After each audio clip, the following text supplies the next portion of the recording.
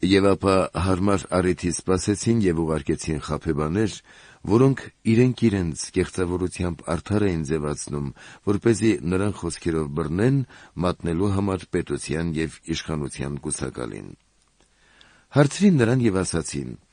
«Վարդապետ, գիտենք, որ ճիշտ ես խոսում ու ուսուցանում եւ աչառություն չես անում, այլ ճշմարտությամբ Աստծո ճանապարհն ես սովորեցնում։ Օրինավոր է մեզ համար կայսրին հարկ տալ, թե ոչ»։ Եվ նկատելով նրանց խորամանկությունը, ասաց նրանց.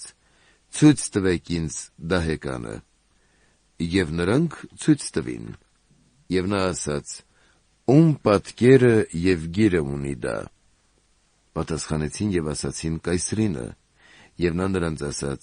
«Արդ, գնացեք տվեք կայսրինը կայսեր, իսկ Աստծունը Աստծուն»։ Եվ չկարողացան նրան խոսքերով բռնել ժողովրդի առաջ ու զարմանալով նրա պատասխանի վրա լռեցին։